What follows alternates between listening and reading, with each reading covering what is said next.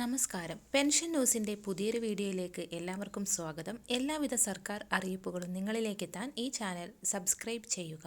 ദുർബല വിഭാഗത്തിൻ്റെ മനുഷ്യാവകാശമായ സാമൂഹിക സുരക്ഷാ പെൻഷൻ ഉറപ്പുവരുത്തുന്നതിന് പെൻഷൻ ഗുണഭോക്താക്കൾക്ക് കൈത്താങ്ങ് എന്ന നിലയിൽ സർക്കാരിൻ്റെ ഭാഗത്തുനിന്ന് കൂടുതൽ ആനുകൂല്യങ്ങൾ എത്തിച്ചേരും. ഇന്ദിരാഗാന്ധി ദേശീയ വാർദ്ധക്യകാല പെൻഷൻ, ഇന്ദിരാഗാന്ധി ദേശീയ വിധവാ പെൻഷൻ, ഭിന്നശേഷി പെൻഷൻ, 50 വയസ്സ് കഴിഞ്ഞ അവിവാഹിത പെൻഷൻ, കർഷക തൊഴിലാളി പെൻഷൻ, ഇതോടൊപ്പം തന്നെ സർക്കാർ ജീവനക്കാർക്കുള്ള NPS, PF പെൻഷൻ, വിവിധ ക്ഷേമനിധി ബോർഡുകൾ നൽകുന്ന പെൻഷനുകളും എത്തിച്ചേരും. ഡിസംബർ മാസത്തിലെ പെൻഷൻ തുക വിതരണം ചെയ്തപ്പോൾ കുറവ് വന്ന കേന്ദ്രവിഹിതവും എത്തിച്ചേരും. സാമൂഹിക സുരക്ഷാ പെൻഷൻ അർഹർക്ക് സുരക്ഷയും അഴിമതിക്കാർക്ക് ശിക്ഷയും നൽകുമെന്ന് കഴിഞ്ഞ ദിവസത്തെ വാർത്താ സമ്മേളനത്തിൽ ധനവകുപ്പ് വ്യക്തമാക്കിയിരുന്നു.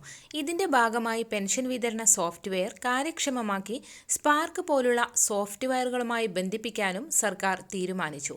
ഇൻഫർമേഷൻ കേരള മിഷൻ സേവനം കൂടുതൽ പ്രയോജനപ്പെടുത്താനും തീരുമാനമായിട്ടുണ്ട്. നിലവിൽ സംസ്ഥാനത്ത് 5 മാസത്തെ പെൻഷൻ കുടിശ്ശിക ഒരാൾക്ക് ലഭിക്കേണ്ട സാഹചര്യമുണ്ട്. ഈ തുകയും വൈകാതെ കൊടുത്തു തീർക്കാനുള്ള നടപടികൾ ഉണ്ടാവും. 2025 സംസ്ഥാന ബജറ്റിൽ പെൻഷൻ തുക വർധനവുൾപ്പെടെയുള്ള കാര്യങ്ങളും ഉൾപ്പെടുത്തും. 2024 മാർച്ച് മാസം മുതൽ മുടങ്ങാതെ സർക്കാർ സഹായം എല്ലാവർക്കും നൽകി വരുന്നുണ്ട്. അതുകൊണ്ട് തന്നെ സർക്കാരിലേക്ക് വിവിധ മേഖലകളിൽ നിന്നും ഫണ്ട് വരുന്ന സാഹചര്യത്തിലായിരിക്കും ബാക്കിയുള്ള കുടിശ്ശിക വിതരണം ചെയ്യുക. എല്ലാവിധ സർക്കാർ അറിയിപ്പുകളും നിങ്ങളിലേക്ക് എത്താൻ ഈ ചാനൽ സബ്സ്ക്രൈബ് ചെയ്യുക.